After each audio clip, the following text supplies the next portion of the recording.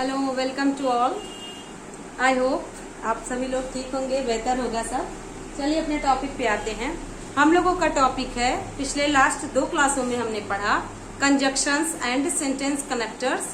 तो हम लोगों ने सीख लिया कंजक्शंस और सेंटेंस कनेक्टर्स या ज्वाइनिंग वर्ड्स क्या होते हैं, कैसे जुड़ते हैं, कितने प्रकार के होते हैं। तो इसमें से हम लोगों ने 2 पढ़ा था, कोऑर्डिनेटिंग कंजक्शंस और सबऑर्डिनेटिंग कंजक्शंस। कोऑर्डिनेटिंग कंजक्शन को हम लोगों ने 4 पार्ट में पढ़ा था, क्यूमुलेटिव या कोऑपरेटिव कंजक्शन, अल्टरनेटिव या disjunctive conjunction, adversative conjunction, relative conjunction.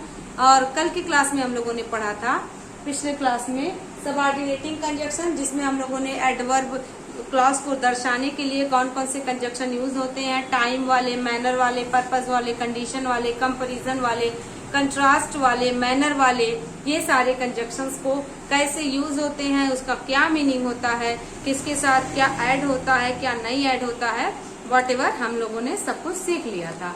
आज की क्लास में हमने आपको बताया था कि आज की क्लास हमारी होगी किसकी, कोरिलेटिव कंजक्शन की। तो सबसे पहले जानते हैं कोरिलेटिव कंजक्शन होता क्या है। जैसा कि अपने वर्ड से ही स्पष्ट है, कोरिलेटिव मतलब क्या, को मीन्स होता है सह, रिलेटिव मतलब संबंध स्थापित करना।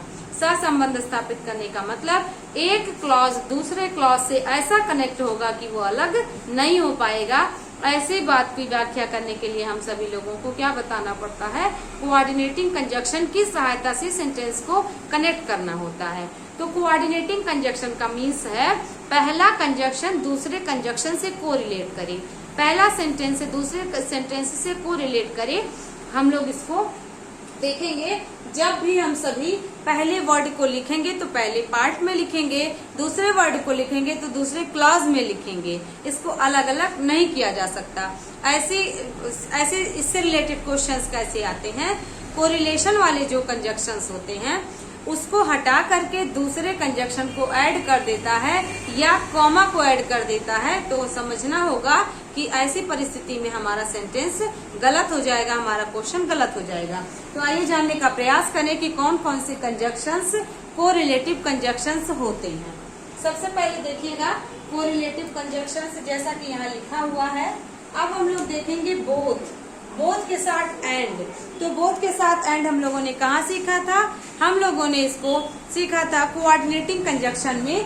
बोथ और एंड का मतलब होता है दोनों, है ना। इसके जैसे आप कहते हो कि तुम और रोहित दोनों अच्छे बच्चे हो, तो क्या हो गया, तुम और रोहित दोनों।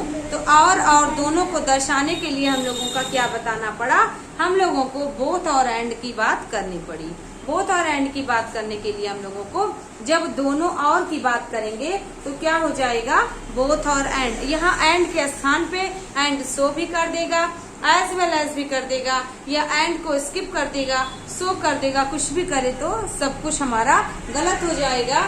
बोथ के साथ हमेशा एंड ही आएगा, ठीक है। आगे देखिएगा, नॉट ओनली के साथ बट ऑल्सो। नॉट ओनली के साथ हमेशा बट ऑल्सो आता है, और सेंटेंस में जब क्वेश्चन आता है एंड दे देगा, सो ऑल्सो दे देगा, बट सिर्फ दे देगा, ऑल्सो नहीं देगा, ऑल्सो दे देगा, बट नहीं देगा।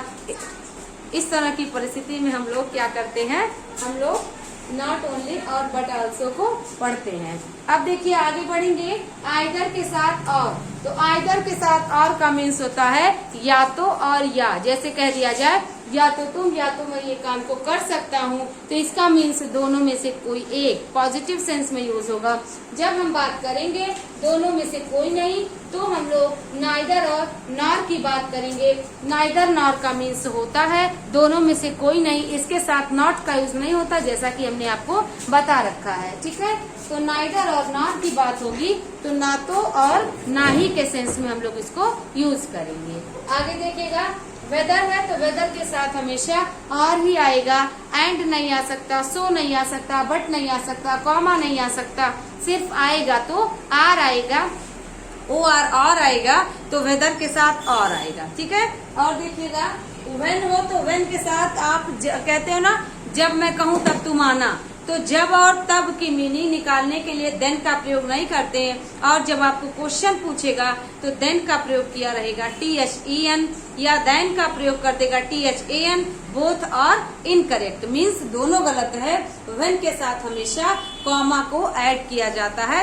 विदाउट कॉमा हम व्हेन वाले सेंटेंस को नहीं लिख सकते, और कॉमा को रिप्लेस करके हम लोग कुछ और कंजक्शन नहीं रख सकते। व्हेन में ही देन की मीनिंग छिपी होती है, इसलिए व्हेन के साथ कॉमा को ऐड करते हैं तो जब और तब की मीनिंग निकल जाती है। ऐसे ही वो एज है, एज के साथ हम वो दूसरे वाले क्लॉज में कुछ भी जिक्र नहीं करते। जैसे कह दिया जाए as I said comma you do, जैसा मैंने कहा तुम वैसा करो। ऐसे सेंस में हम लोग एज के साथ हमेशा कॉमा लगाते हैं। एक और एज का यूज नहीं कर सकते, एंड का यूज नहीं कर सकते, सो का यूज नहीं कर सकते, सिर्फ कॉमा का यूज करेंगे, है ना। जैसे कि as I was busy comma हम लोग दूसरा क्लॉज लिखेंगे। यहाँ सो का यूज नहीं कर सकते हैं क्योंकि यहाँ एज के साथ सो कॉमा से रिलेट कर रहा है। जैसा कि कह दिया जाए कि चूंकि मैं बिजी था मैं नहीं आ पाया, मैं बिजी था इसलिए नहीं आ पाया, जैसा कि मैं बिजी था इसलिए नहीं आ पाया। कोई भी आप मीनिंग निकाले, ऐसे सेंस में एज हमेशा अकेले रहता है कॉमा के साथ। विदाउट कॉमा हम लोग इसको नहीं लिख सकते, कोई कंजक्शन एज के साथ ऐसे सेंस में ऐड नहीं कर सकते हैं। आगे देखिएगा सिंस और कॉमा। सिंस के साथ एज कई बार एग्जाम में मिल जाता है, सिंस के साथ बिकॉज एग्जाम में मिल जाता है, सिंस के साथ सो मिल जाता है। ये सब कुछ गलत है। सिंस के साथ दैट आए तो भी गलत है क्योंकि इसका मीनिंग होता है चूंकि इसलिए। तो चूंकि और इसलिए सिंस और दूसरे वाले क्लॉज में कॉमा होगा। जैसे आई वॉज इल तो हो जाएगा since I was ill comma I did not come yesterday, इसलिए मैं नहीं आया। यहाँ सिंस पहले क्लॉज में है, दूसरे क्लॉज में आप कॉमा लगाएंगे। सो एंड दैट कुछ भी आप यूज नहीं कर सकते हैं। आगे देखिएगा ऐसे ही सिंस के स्थान पे, एज के स्थान पे आप बिकॉज का यूज कर सकते हैं। बिकॉज वाले क्लॉज में भी कॉमा का यूज नहीं करेंगे। हालांकि बिकॉज का यूज बीच में होता है, लेकिन यदि सेंटेंस के पहले भी लिखा हो तो आप इसको किस तरीके से लिख सकते हैं। जैसे अगर आप इसी सेंटेंस को लिख रहे हैं, since I was busy comma I did not come, since I was busy I did not come। अगर आप इसको उलट के लिखें तो आप लिख सकते हैं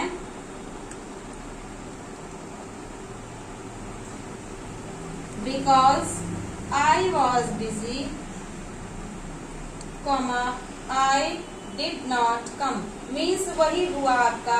जैसे आप कह रहे हो चूंकि मैं बिजी था इसलिए मैं नहीं आया या मैं नहीं आ पाया, तो आप यहाँ पे कह सकते हैं कि बिकॉज मतलब क्योंकि मैं बिजी था इसलिए नहीं आ पाया। इस तरीके के सेंस में हम लोग क्या युक्त करेंगे, हम लोग यहाँ पे सिंस को रिप्लेस करके हम लोग कॉमा लिख सकते हैं, और सिंस को रिप्लेस करके हम लोग बिकॉज लिख सकते हैं।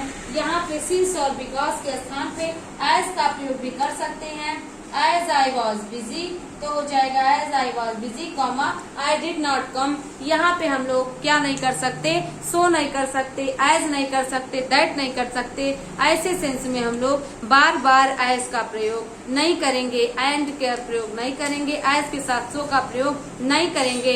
इस बात को समझना होगा। और एग्जाम में ये सेंटेंस इस तरीके से बार बार आता है कि सेंटेंस में सिंस के साथ कोई न कोई, एज के साथ कोई न कोई और बिकॉज के साथ कोई न कोई कंजक्शन को लिख देता है, तो सब कुछ गलत हो जाएगा। ये लोग अकेले रहते हैं और इनके साथ लगेगा तो सिर्फ कॉमा लगेगा।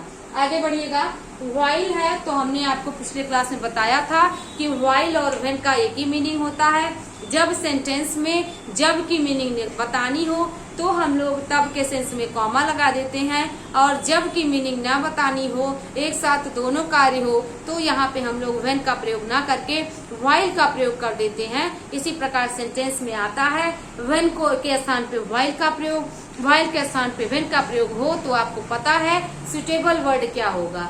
जब एक कार्य के बाद दूसरा कार्य हो तो व्हेन, एक साथ दोनों कार्य हो तो व्हाइल। जैसे मैं यहाँ पे आप इसको लिख देते हैं। यहाँ देखिएगा ये वाला आप लोग नोट कर लिए होंगे, आप लोग को कंफर्म हो गया होगा। तो इसका हम लोग बता देते हैं। जैसे व्हेन और व्हाइल का प्रयोग, ये देखिएगा व्हाइल और व्हेन, जैसे आप कह सकते हैं इन सभी के साथ व्हाइल और व्हेन दोनों के साथ कॉमा ही ऐड होगा। देन का प्रयोग, एंड का प्रयोग, सो का प्रयोग, कोई भी कंजक्शन नहीं यूज कर सकते इसके साथ। कैसे समझेंगे इसको देख सकते हैं हम लोग। When I knocked at the door, you were sleeping। तो देखिए, जब मैंने दरवाजा खटखटाया तो तुम सो रहे थे, यानी कि मेरे दरवाजा खटखटाने पर तुम सो रहे थे।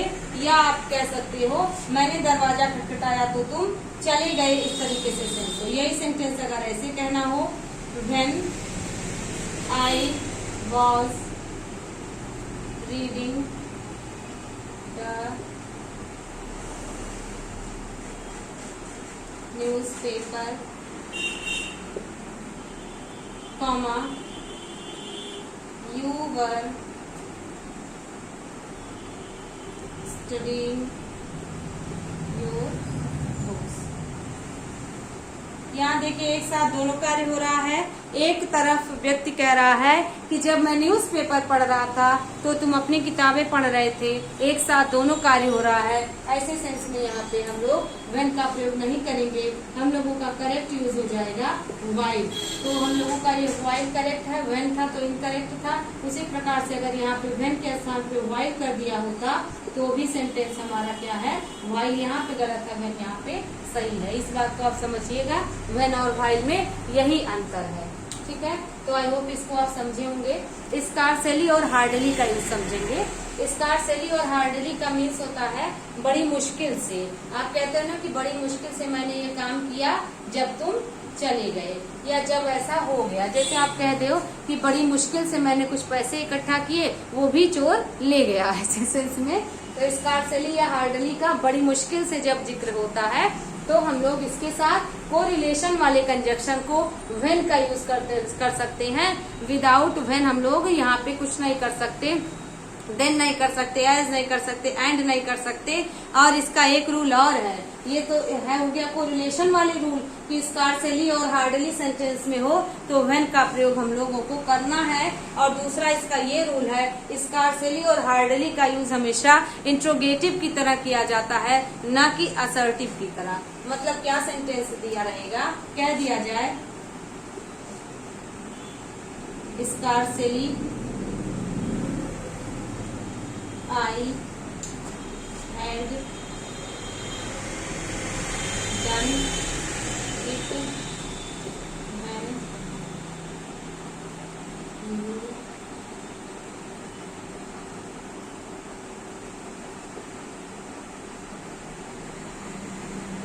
destroyed। क्या दे रही है, स्कार्सली आई हैड डन, बड़ी मुश्किल से मैंने इस कार्य को किया कि तुम इसको बर्बाद कर दिए, डिस्ट्रॉय कर दिए। तो यहाँ व्हेन का प्रयोग तो सही है, लेकिन स्कार्सली का प्रयोग इंट्रोगेटिव की तरह होता है। ये हैड यहाँ होना चाहिए था और आई यहाँ होना चाहिए था। मतलब इसका करेक्ट यूज क्या हो जाएगा, scarcely had I done it. ये स्टाइल में लिखा हो तो ही ये सेंटेंस करेक्ट होगा, भले ही यहाँ पे व्हेन का प्रयोग होगा। अभी और भी एग्जांपल्स हम आपको देंगे। और इसी तरीके से यहाँ देखिए नो सूनर एक वर्ड आया है, तो ये नो सूनर का भी यही होता है। नो सूनर भी इंट्रोगेटिव की तरह यूज होता है। यहाँ भी क्या हो जाएगा, नो सूनर के साथ एक रूल चलता है, नो सूनर के साथ देन यूज होता है, न कि THEN देन। तो एग्जाम में आपको THEN लिखा मिलेगा, तो THEN आपको आप समझिएगा, बहुत ज्यादा नजरों का भ्रम हो जाता है।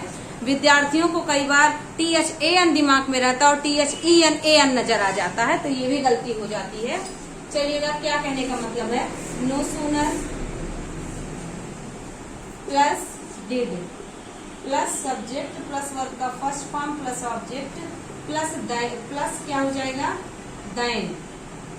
THAN प्लस सब्जेक्ट प्लस आप ऐसे ही आगे चलता जाएगा। इसका एक ये तरीका है। दूसरा इसका एक ये रूल हो सकता था, no sooner plus had plus subject plus verb का थर्ड फॉर्म। समझ रहे हैं ना? डिड है तो फर्स्ट फॉर्म, हैड है तो third form, plus object plus then के बाद फिर से सब्जेक्ट, फिर ऐसे पास्ट आता चला जाएगा। इसका दोनों एग्जाम्पल हम कर सकते हैं। जैसे आप कई बार कहते हैं कि मैं क्लास में आया ही नहीं कि सारे विद्यार्थी खड़े हो गए, तो आप नो सूनर के साथ देन, अब देखिए बोलने का क्या मतलब है, ही नहीं की, ऐसे सेंस में आप क्या कह रहे हो, मैं क्लास में आया ही नहीं कि सारे विद्यार्थी खड़े हो गए। तो आप नहीं वर्ड यूज कर रहे हैं तो नो सूनर करेंगे, और अगर नहीं वर्ड नहीं यूज कर सकते हैं, ज्यों ही त्यों ही की बात करें, ज्यों ही मैं आया त्यों ही खड़े हो गए, तो नो सूनर के स्थान पे एज सून एज का प्रयोग किया जा सकता है। ये ट्रांसफॉर्मेशन में भी विद्यार्थी पढ़ते हैं। ठीक है, तो इसका दोनों एग्जांपल देख सकते हैं। इसको इस वाले स्टाइल से लिखेंगे तो हो जाएगा no sooner did you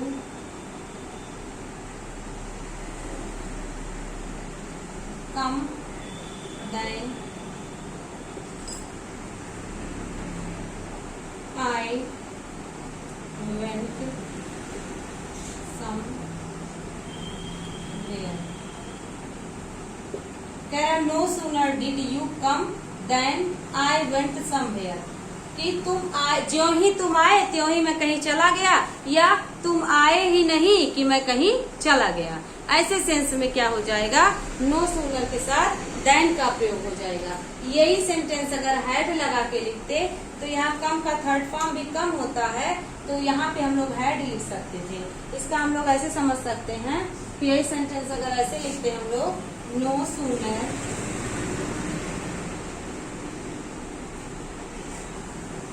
the teacher had, तो यहाँ देखिए गलत हो गया सेंटेंस में। क्यों गलत हो गया? क्योंकि यही स्टाइल आपको एग्जाम में मिलेगी, आपको ये फॉलो करना है ना, हैड के बाद सब्जेक्ट, तो हैड के बाद सब्जेक्ट ना करके सब्जेक्ट के बाद हैड आया है, इसलिए क्या समझना होगा, ये सेंटेंस अगर ऐसे लिखा होता, had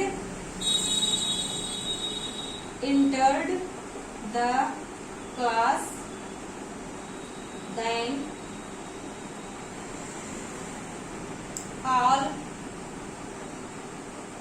students were stood up, या वरना लगा के स्टूड अप कर दे, मतलब सारे विद्यार्थी खड़े हो गए, तो ये इनकरेक्ट है। इसका करेक्शन आपने यहाँ सीख लिया है कि ये स्टाइल रहेगी, after had we will use subject. कैसे समझेंगे देखिएगा, इसको हम ऐसे समझ सकते हैं। इसका करेक्शन क्या हो जाएगा, इसका करेक्शन हम लोगों का हो जाएगा, हैड को टीचर के पहले लिखेंगे, तो no sooner had the teacher entered the class then, as भी मिल सकता था, गलत है, as then all students stood up, teacher class में स्टूड अप, टीचर क्लास में एंट्री ही नहीं किए कि सभी विद्यार्थी स्टैंड अप हो गए, सभी विद्यार्थी खड़े हो गए। इस सेंस में हम लोग इसका इस तरह से यूज करेंगे, समझेंगे। ये नोट डाउन कर लीजिएगा, एग्जाम में आता है बार बार नो सूनर का करेक्ट यूज और नो सूनर के साथ देन का यूज बार बार एग्जाम में पूछा जाता है। आगे देखिएगा, ये हो गया नो सूनर। नो सूनर के स्थान पे हम लोग एज सून एज का प्रयोग ऐसे कर सकते थे, as soon as Ravi entered the room, comma his friend scolded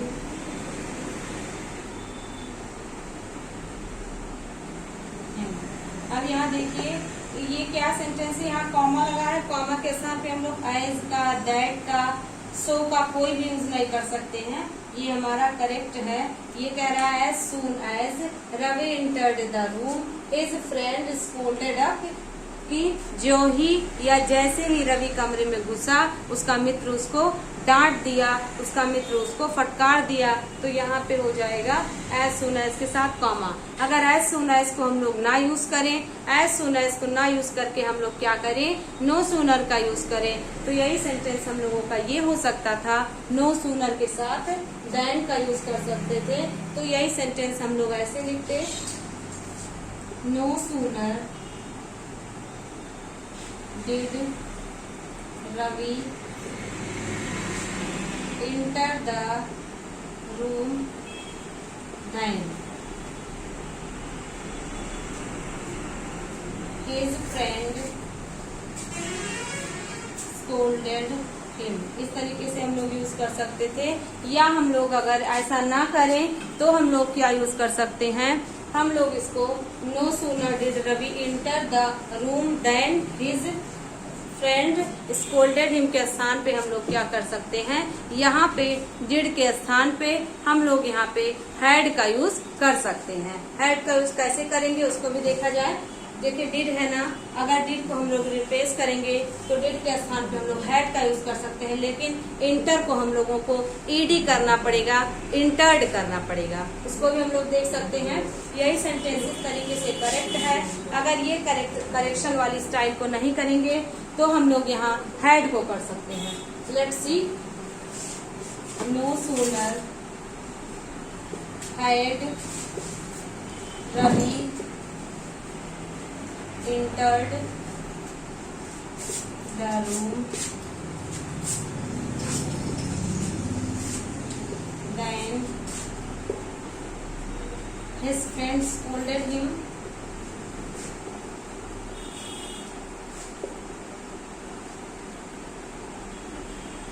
ठीक है। आपने हैड का यूज किया तो third form of the verb use करना पड़ा। अगर हैड का यूज नहीं करते तो यहाँ पे हम लोगों का first form of the verb did के साथ करेक्ट था। नोट डाउन कर लीजिएगा आप लोग भी, इसको बहुत बार एग्जाम में पूछा गया है। आगे देखिएगा, ये नो सूनर देन और एज सून एज कंप्लीट होता है। अब ऑल दो के साथ हम लोग कॉमा और ऑल दो के साथ हम लोग येट का यूज कैसे सीखेंगे इसको देखा जाए। तो देखिएगा, ऑल दो के साथ कॉमा या ऑल दो के साथ हम लोग येट का यूज करेंगे। जैसा कि हम सभी लोगों ने कोऑर्डिनेटिंग कंजक्शन में सीखा था येट का बट का यूज, सेम पैटर्न पे यहाँ पे दो का यूज भी किया जा सकता था। ठीक है, दो का यूज भी कर सकते थे कॉमा के साथ, या दो के साथ हम लोग येट का प्रयोग करेंगे। कॉमा को अगर हटा देंगे तो दो के साथ हम लोगों का येट का प्रयोग हो जाएगा। ठीक है, इसके एग्जांपल्स हम लोग देख सकते हैं। कई बार सेंटेंस में आ जाता है तो येट को हटा करके बट का यूज या एंड का यूज दे देता है एग्जाम में, तो समझेंगे यहाँ पे येट को ही रखना है। We can not use but, still, और you can say both and so, कुछ भी नहीं यूज कर सकते, only we can use yet. इसके कुछ एग्जांपल्स देखिएगा।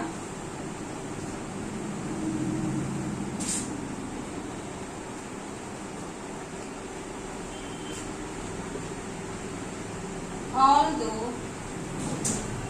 he is poor, but he is honest. This sentence is an incorrect sentence. क्यों?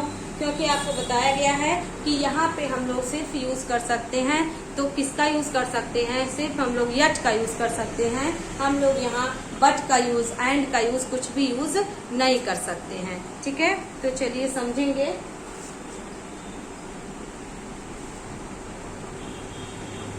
कैसे है, although he is poor but he is honest, तो यहाँ तक तो करेक्ट है। यहाँ पे बट हम लोगों का इनकरेक्ट यूज है, यहाँ पे हम लोगों का येट यूज होना चाहिए। यहाँ हम लोग कुछ और भी यूज नहीं कर सकते हैं। यहाँ अगर although को हटा देते, दो का यूज करते तो भी वही पैटर्न फॉलो होता। यानी सेंटेंस अगर ऐसे लिखा होता, दो he is poor yet he is honest, तो ये भी हम लोगों का करेक्ट होता, क्योंकि यहाँ yet को हम लोग हटा नहीं सकते। अब देखिएगा, अब हम लोग यहाँ पे दो और ऑल दो यट को सीख चुके हैं। अब हम लोग सीखेंगे लेस्ट के साथ कैसे शुड का यूज होता है और ये निगेटिव वर्ड होते हुए कैसे हम इसके साथ नॉट का प्रयोग नहीं करते हैं।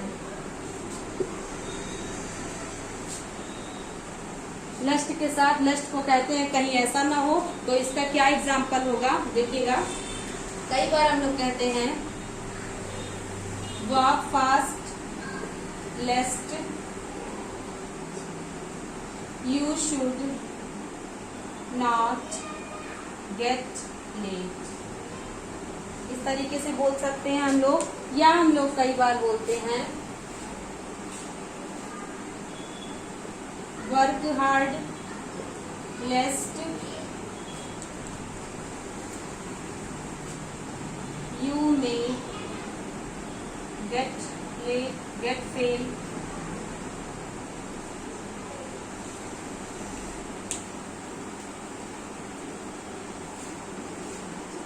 Work hard लेस्ट you will fail.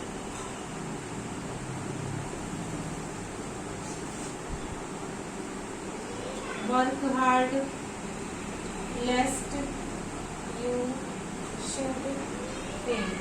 तो ध्यान रखना है, ये सेंटेंस ऐसे हम लोगों के एग्जाम में आएगा और बहुत बार आ भी चुका है। तो क्या समझा है हम सभी ने, लेस्ट के साथ हमेशा fix word should he use हो सकता है।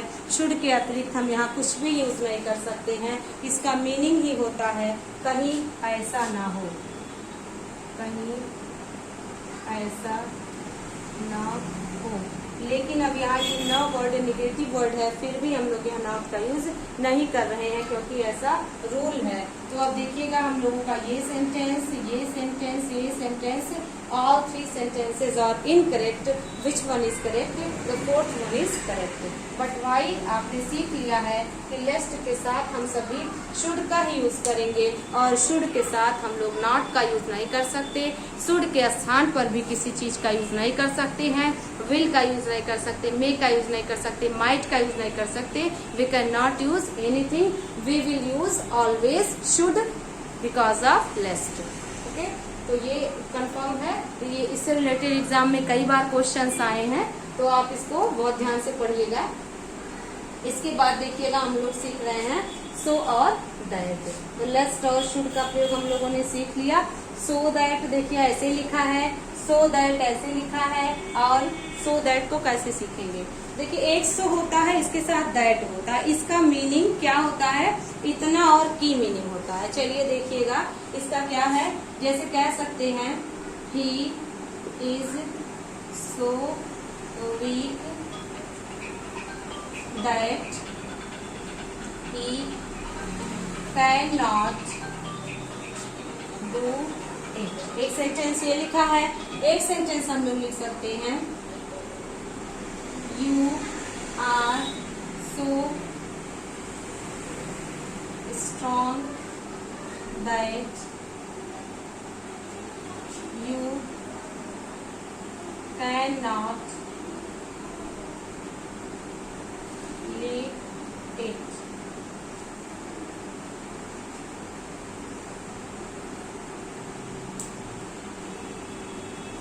You are so busy that you cannot help me। इस तरीके के ऐसे सेंस में जब हम सो को और दैट को यूज करते हैं तो सो और दैट का मीनिंग यहाँ पे होता है इतना डैश की या इतना डैश उतना, ठीक, या इतना की। अब यहाँ पे देखिए कह रहा है कि इज सो वीक मीन्स, अब इसको पर्सोनिफाई करने के लिए, इसको डिफाइन करने के लिए क्या कह रहा है कि इज सो वीक, वह इतना कमजोर है कि। अब इसका क्या रिजल्ट है, वह यह कार्य नहीं कर सकता या वह यह नहीं कर सकता। तो हो जाएगा he can not do it, ऐसा नहीं कर सकता या ये नहीं कर सकता, इसलिए हमारा ऐसे सेंस में क्या सही है, सो के साथ यहाँ पे दैट का ही प्रयोग होना है। सो के साथ यहाँ पे हम लोग एज का प्रयोग या सो के साथ हम लोग दैट के स्थान पे सो के साथ सो का प्रयोग, सो के साथ दैट का प्रयोग और सो के साथ एज का प्रयोग में से हम लोग क्या यूज कर सकते हैं, यहाँ दैट का ही प्रयोग किया जा सकता है, दैट को स्किप नहीं किया जा सकता है। तो इस सेंस में हम लोग यहाँ पे सीख लिए हैं कि ये सेंटेंस कैसे है, you are so strong that you can not leave it. वहाँ पे ये था कि इतने वीक हो कि नहीं कर सकते, इस सेंटेंस में कह रहा इतने स्ट्रांग हो कि छोड़ नहीं सकते। यहाँ पे देखिए you are so busy that you can not help me, तुम इतने बिजी हो कि मेरी हेल्प नहीं कर सकते। ऐसे सेंस में हम लोग क्या ये सीखेंगे, हम लोगों ने देखा कि सो के साथ दैट का प्रयोग होगा और आप यहाँ पे क्या ध्यान रखना है, जैसे यहाँ पे माइट का प्रयोग होगा वैसे यहाँ पे दैट के साथ कैन नॉट या कुड नॉट का प्रयोग होगा।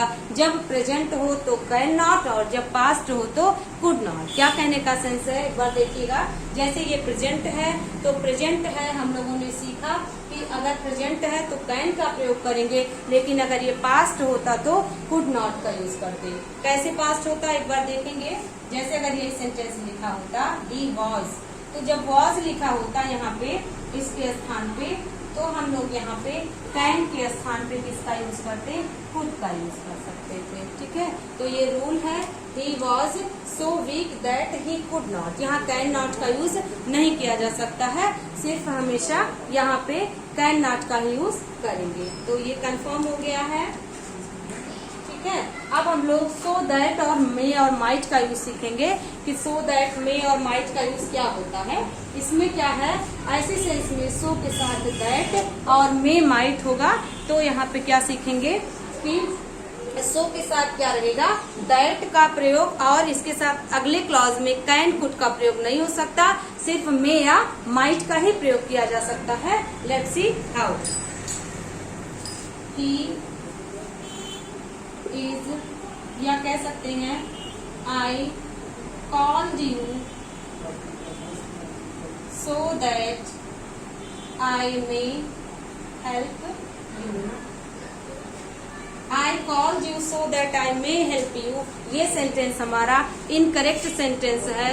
ये सेंटेंस हमारा क्यों इनकरेक्ट है, क्योंकि हमने आपको बताया कि जब प्रेजेंट की बात होगी तो हम लोग यहाँ पे भी प्रेजेंट मिलेगा और पास्ट की बात होगी तो दोनों क्लॉज में पास्ट मिलेगा। इसलिए यहाँ पे हम लोगों का मे के स्थान पे क्या यूज होना चाहिए, मे के स्थान पे माइट का यूज होना चाहिए। मे के स्थान पे हम लोग और भी कुछ यूज नहीं कर सकते हैं। ठीक है, तो इसलिए हम लोग यहाँ पे मे का यूज हम लोग क्या करेंगे, मे को रिप्लेस करके माइट का प्रयोग करेंगे यहाँ पे हम लोग, क्योंकि पहले क्लॉज में पास्ट है, दूसरे क्लॉज में भी पास्ट रहेगा। अगर पहले में प्रेजेंट होता तो दूसरे में मे का यूज कर सकते हैं। बहुत बेसिक है, बट एग्जाम में मेनी टाइम्स पूछा जाता है।